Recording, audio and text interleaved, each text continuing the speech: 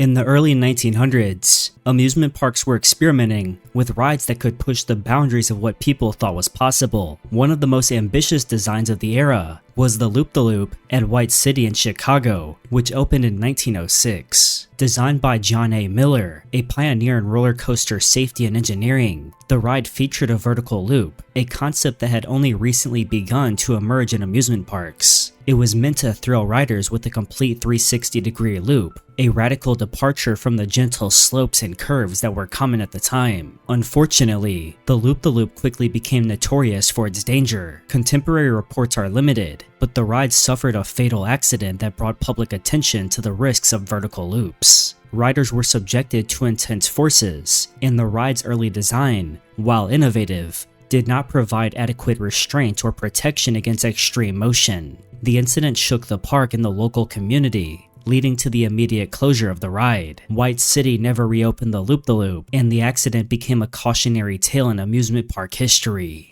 During the 1920s, Euclid Beach Park in Cleveland featured one of the most popular attractions of the time, the racing coaster. This ride was designed to pit two trains against each other in a head-to-head race, creating a sense of competition and excitement for riders. The concept was simple yet thrilling. Two coaster trains would leave the station simultaneously and follow parallel tracks, giving riders the adrenaline rush of speed and rivalry. Tragically, the racing coaster became the site of a fatal accident that highlighted the dangers of early roller coaster design. A young man who had recently graduated from high school was riding when he linked arms with a rider in the opposing train, an action that proved deadly. As the trains diverged on the track, his arm became caught and he was pulled violently from the seat. The force carried him along the ride's framework before he ultimately fell to his death. Restraints became more secure, safety inspections more frequent, and operators more vigilant about rider behavior.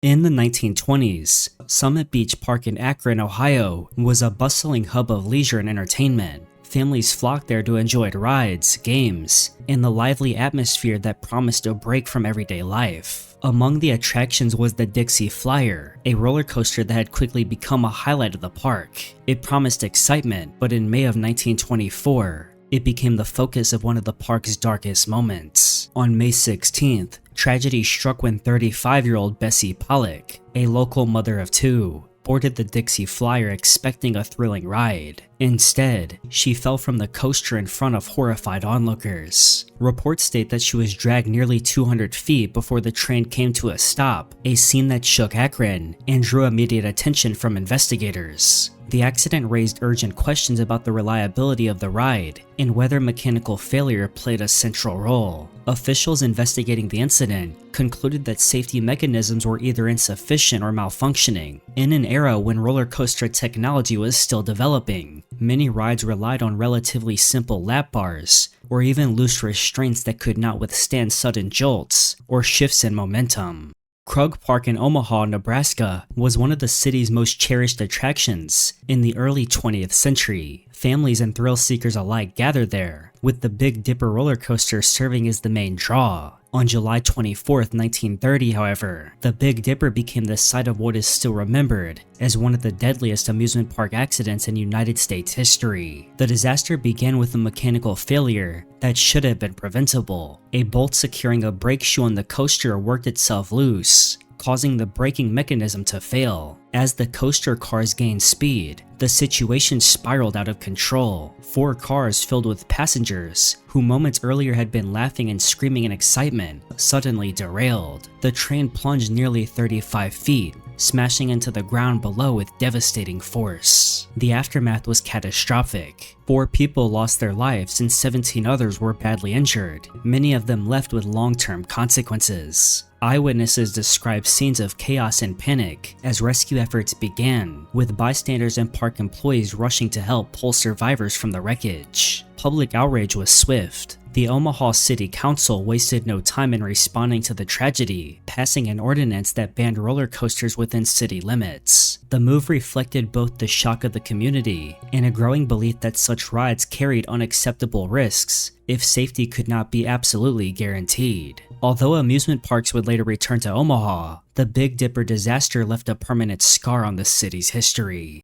Now, before we continue, I have something that I need to tell you guys. When I was a kid, on the 4th of July of all days, I was hit by a car. Fireworks, barbecue, and then bam, a trip to the hospital. Thankfully, I recovered, but for my parents, it was a nightmare, especially because of the insurance companies and them having to deal with the mountain of medical bills. And that's the reality for so many other people as well. Traditional personal injury claims are designed to wear you down. Insurance companies drag their feet, offer you pennies to what you deserve, and hope you'll just give up. That's why I wish my parents had known about Morgan & Morgan. There's a reason history remembers those who fought for justice, just like there's a reason why Morgan & Morgan is America's largest injury law firm. And for over 35 years, they've been fighting for the people, not the insurance companies. Their results are insane. In Florida, one client was offered just $350,000, but Morgan & Morgan fought for them and got them over $12 million. In Pennsylvania, another client was awarded $26 million, which was 40 times higher than what the insurer wanted to pay. That's because when you hire Morgan & Morgan, it's like hiring a legal army. They've got over 1,000 attorneys and 100 plus offices nationwide, and they've recovered over $25 billion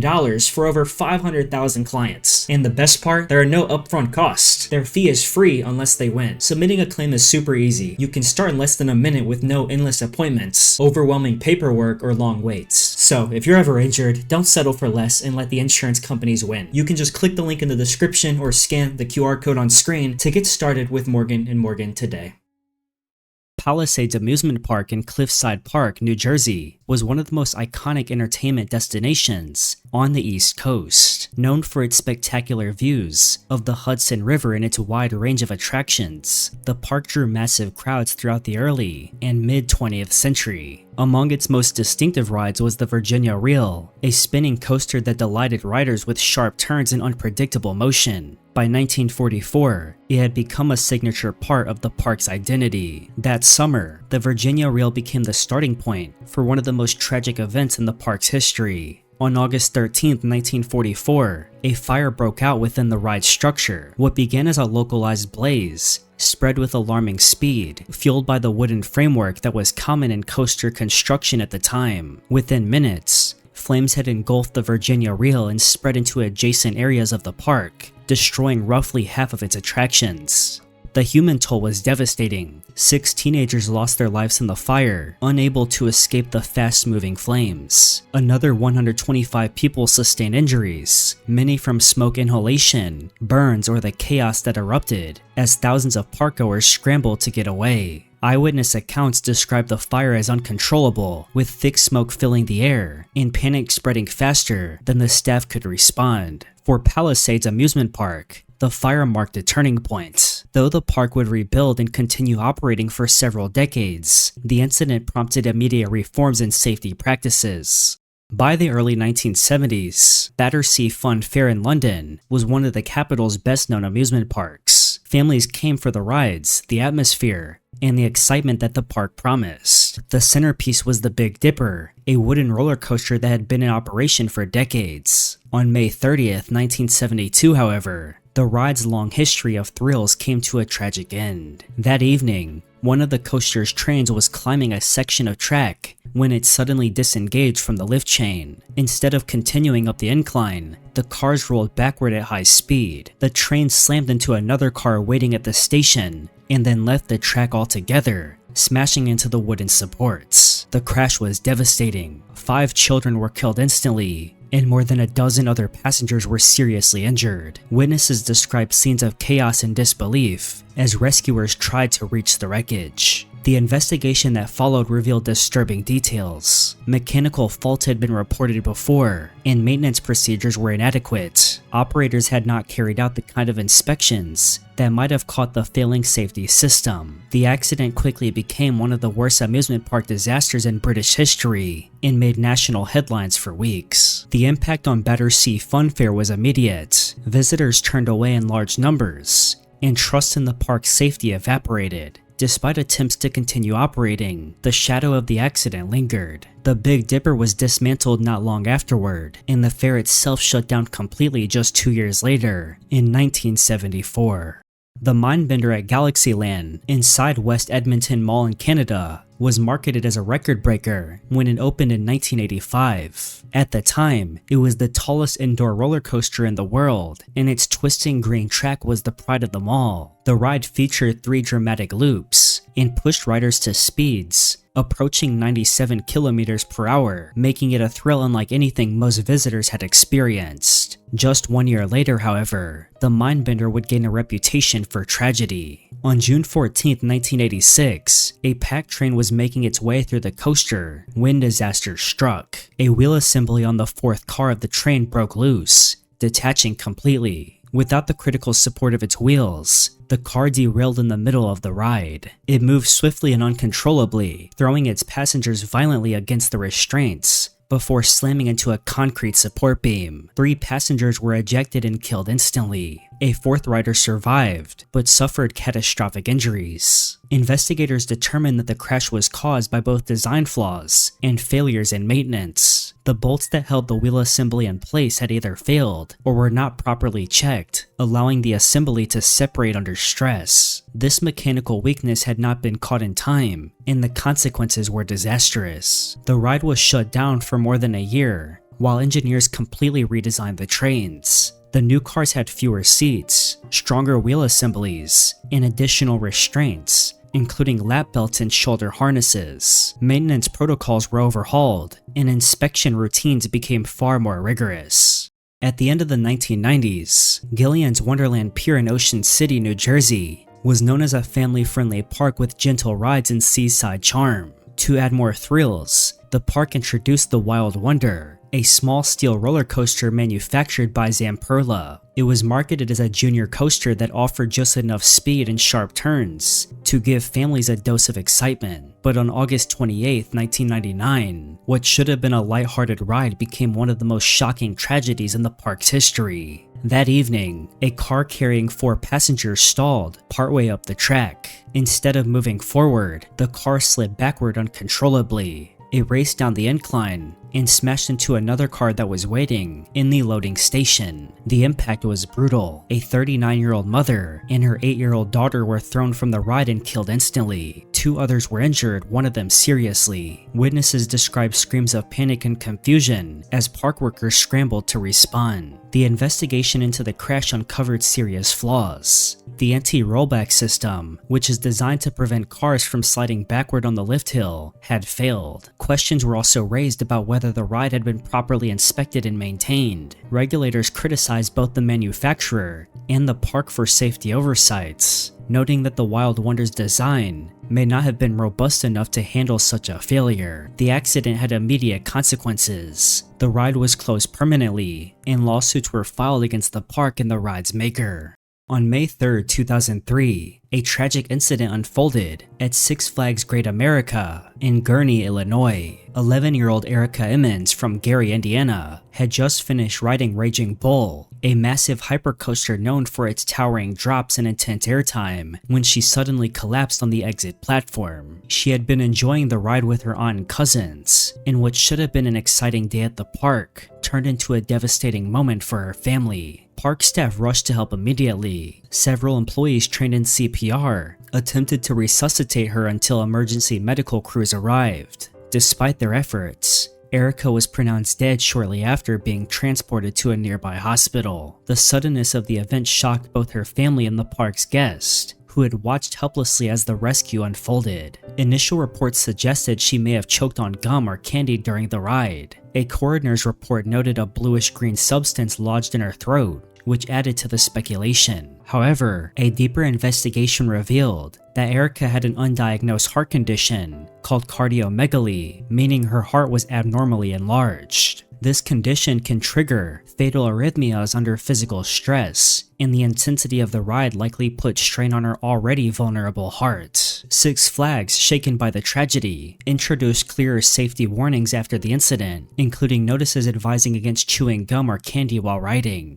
On May 5, 2007, Expoland in Osaka became the site of one of Japan's most infamous roller coaster accidents. Fujin Raijin II, a spinning coaster designed to thrill riders with rapid twists and turns, suddenly derailed mid-ride, causing chaos that left one university student dead and 19 others injured. The cause was a critical mechanical failure. Investigators found that an axle in the second car had snapped during the ride. This was not a random failure. The axle had been in service for 15 years and had not been replaced or properly inspected, even though such parts are subject to enormous stress over time. When it finally gave way, the car derailed and slammed into a guardrail, throwing riders violently. The death of a 19-year-old female student made headlines across the nation. Initial reports said as many as 40 people were injured, though the confirmed number requiring hospital treatment was 31. Survivors described a scene of terror, with the train suddenly spinning out of control and passengers screaming as the ride's normal rhythm turned catastrophic. It was later discovered that Expoland had skipped scheduled part replacements and inspections, essentially allowing the ride to run on outdated equipment. Public outrage followed, and authorities immediately ordered similar coasters across Japan to shut down for emergency inspections. In the aftermath, Expoland's reputation never recovered. The park closed temporarily and reopened months later, but attendance plummeted. Eventually, it shut down permanently in 2009.